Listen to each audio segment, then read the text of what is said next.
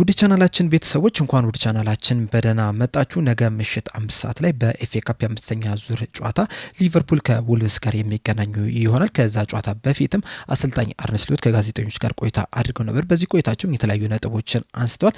እነዚህንም ነጥቦች ይዤላችሁ መጥቻለሁ። እስከ መጨረሻው ደቂቃ ድረስ አብራችሁ ቆይታችሁ እንድትከታተሉትም በአክብሮት ጋብዛለሁ። ሰብስክራይብ፣ ላይክ፣ ሼር እያደረጋችሁም የቻናሉ ቤተሰብ እንድትሆኑም እንደዚሁም ያላችሁን ሀሳብ እንዳለ ኮሜንት ሴክሽን ላይ በመጻፍ እንድታሳውቁኝም በአክብሮት ጋብዛለሁ። በቀጥታ ወደ ጋዜጣዊ መግለጫው የምንገባ ይሆናል። አብራችሁን ቆዩ። በዚህ ጋዜጣዊ መግለጫ ላይ እንግዲህ ስለ ወልቭሱ ሽንፈት እንደዚሁም ደግሞ ስላላቸው የቡድን ስብስብና በነገው ጨዋታ ላይ ስለሚኖረው የቡድን ስብስብ ከዛ በተጨማሪም ደግሞ በጨዋታው አስፈላጊነት ዙሪያ ነበረ በዋነኝነት ሲናገሩ የሰማናቸው። በመጀመሪያም እንግዲህ በወልቭሱ ጨዋታ ዙሪያ የሰጡትን አስተያየት ስንመለከት በወልቭስ የተሸነፍንበትን ጨዋታ ስንመለከት እንግዲህ አናላይዝ ለማድረግ ትንሽ የሚያስቸግር ነው የነበረው። ምክንያቱም ኳሱን በጣም ተቆጣጥረው ነው ነበረ። ነገር ግን ደግሞ ኳሱን ብንይዘውም እንኳን ራሱ ብዙ እድሎችን መፍጠር አልቻለም ነበረ። ይህ ነገር ደግሞ ሲፈጠር ለመጀመሪያ ጊዜ አይደለም። እንደዚሁም በዚህ ሲዝን ብዙ እድሎችን ፈጥረን ራሱ ወደ ግብነት ሳንቀይር የወጣንባቸው የተለያዩ ጨዋታዎች አሉ። እንደዚሁም ደግሞ ተጋጣሚ ቡድኖች አንድ እድል አግኝተው ያችንም ወደ ግብነት ሲቀይሩ በተደጋጋሚ መመልከት እችለናልና በዚህ የወልቭስ ጨዋታ ላይም ወልቭሶች የመጀመሪያ ሞከራቸውን ወደ ግብነት መቀየር ቻሉ። ከዛ በኋላ ነው እንግዲህ ጎል ማስቆጠር እንዳለብን አውቀን ከፍተኛ ጥረት ያደረግነው። ያም እንግዲህ ተሳክቶልን በመሐመድ ሳላህ አማካኝነት ጎል ማስቆጠር ችለን ነበር። ከዛ በኋላም እንግዲህ የተለያዩ እድሎችን ማግኘት ችለን ነበረ።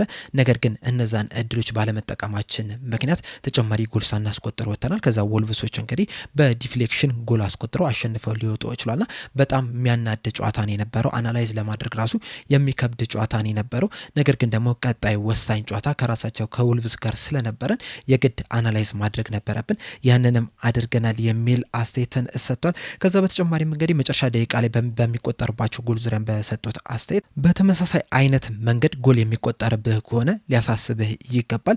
ነገር ግን ደግሞ እኛ መጨረሻ ደቂቃ ላይ የተቆጠሩብንን ጎሎች ስንመለከት በተለያየ አይነት መንገዶች ናቸው። ከክፍት ጨዋታ የተቆጠረብን አለ፣ ከቆሙ ኳሶች የተቆጠሩብን አለ፣ ከኮርናም ከእጅም ከቆሙ ኳሶች በአጠቃላይ ጎሎችም የተቆጠሩብን አጋጣሚዎችም አሉ። በእርግጥ እነዚህ ቻንሶች ትልልቅ የሚባሉ አይደሉም። ነገር ግን እንደዛም ቢሆን ራሱ ወደ ግብነት ሊቀየር ይችላል። መጨረሻ ደቂቃ ላይ ብዙ ጎሎች እየተቆጠሩብን ያሉት በአጨዋወታችን ስታይል ወይም ደግሞ ለማጥቃት ባለን ፍላጎት ነው ወይ ለሚለው ግን እርግጠኛ አይደለሁም። ምክንያቱም ጨዋታዎችን ማሸነፍ እንፈልጋለን። እኛ ሊቨርፑል ነን። እያንዳንዱ ጨዋታዎች የግድ ማሸነፍ መቻል አለብን። የአጨዋወት ስታይላችን ደግሞ ለማጥቃት ይመቸናል። ጎል ለማስቆጠርም ስለሚመቸን ነው እየተገበር ነው የምንገኘው። እንደዛ ስንል ግን ቨርጅል ቫን ዳይክ እና ኢብራሂማ ኮናቴ ሁልጊዜ ለማጥቃት ይሄዳሉ ማለታችን አይደለም የሚል አስተያየትን ሰጥተዋል። በመቀጠል አስተያየታቸውን የሰጡት ደግሞ በነገው ጨዋታ ዙሪያ ነው የነበረው። ይህ ጨዋታ ምን ያህል አስፈላጊ ነው በሚለው ዙሪያ በሰጡት አስተያየት እያንዳንዱ ጨዋታ በጣም አስፈላጊ ጨዋታዎች ናቸው። ሁሉንም ጨዋታዎች ማሸነፍ እንፈልጋለን። ባለፈው ሲዝን እንግዲህ 4 ዋንጫዎችን ለማንሳት ጥረት አድርገን ነበረ ሲዝኑ ሲጀመር። ነገር ግን በስተመጨረሻ አንድ ማንሳት ችለናል።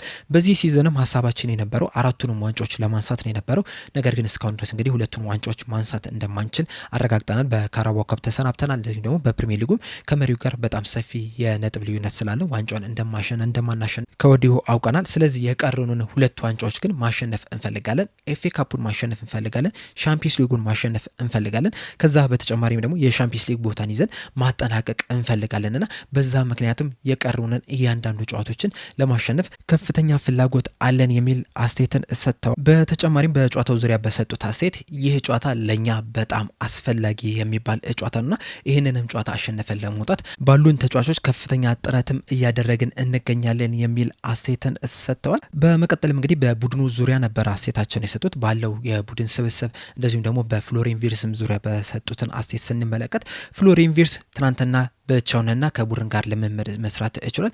ዛሬም ልምምድ ይሰራል ብለን እንጠብቃለንና የዛሬ ልምምዱን ተመልክተን በነገው ጨዋታ ላይ ይሰለፋል ወይስ አይሰለፍም የሚለውን ነገር የምንወሰን ይሆናል። የኛ እምነታችን ግን በጣም በጥሩ ሁኔታ ከሄደልን በነገው ጨዋታ ላይ ትንሽም ደቂቃም ቢሆን በሜዳ ላይ እንመለከተዋለን ብለን እንጠብቃለን የሚል አስተያየትን ሰጥቷል። በመቀጠልም አስተያየታቸውን የሰጡት አሁን ላይ ባለው የጨዋታዎች መደራረብና ባላቸው ስኳድ ዙሪያ ነበረ። በሰጡትም አስተያየት በክረምቱ የዝውውር መስኮት በሰራነው ስራ በጣም ደስ ደስተኞች ነን።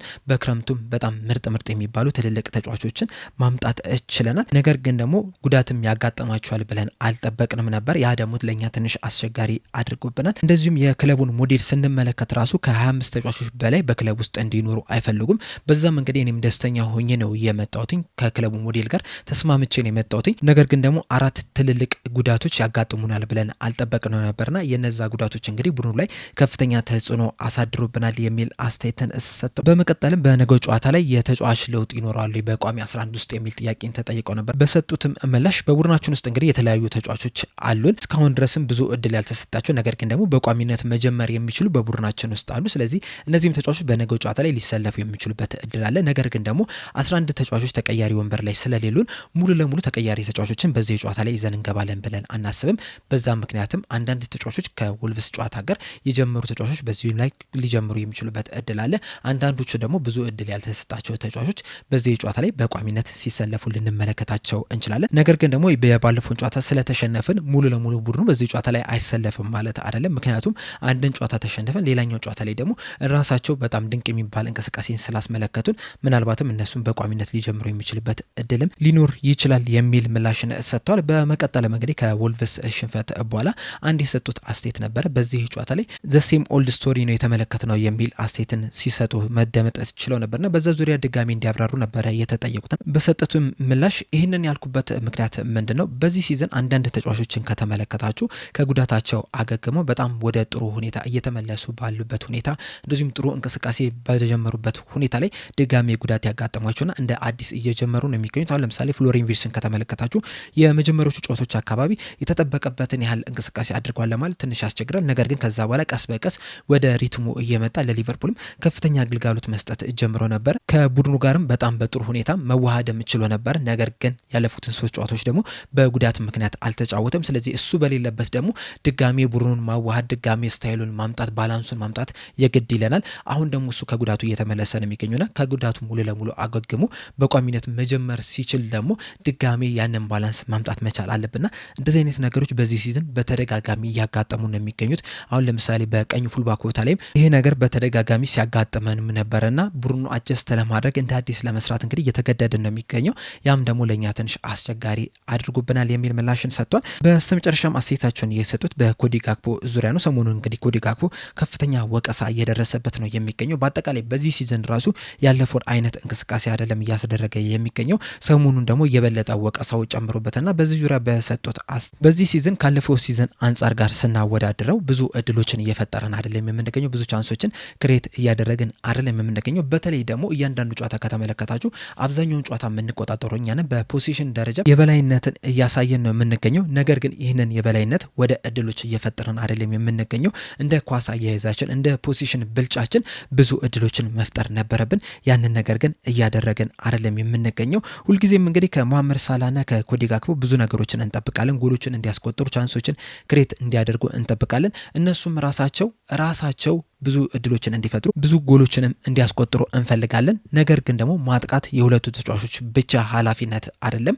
መከላከልም የኢብራሂማ ኮናቴና የቨርጂል ቫን ዳይክ ብቻ አይደለም ኃላፊነቱ፣ የሙሉ ቡድኑ ነው። ሙሉ ቡድኑ ሊከላከል ይገባል፣ ሙሉ ቡድኑ ሊያጠቃ ይገባልና እንደ ቡድን ብዙ እድሎችን መፍጠር በቻለን ቁጥር ነው እነዚህ ተጫዋቾች ብዙ ጎሎችን ማስቆጠር የሚችሉት የሚል አስተያየትን ሰጥቷል። በአጠቃላይ እንግዲህ የነበራቸው ጋዜጣዊ መግለጫ ይህንን ይመስል ነበረ። በዚህ ጋዜጣዊ መግለጫ ዙሪያ ያላችሁን ሀሳብ እንዳለ ኮሜንት ሴክሽን ላይ በመጻፍ አሳውቁኝ። በቀጣይ በሌላ እስከምንገናኝ ድረስ ሰብስክራይብ፣ ላይክ፣ ሼር ማድረግ እንዳትረሱ። ቸር ያቆየን።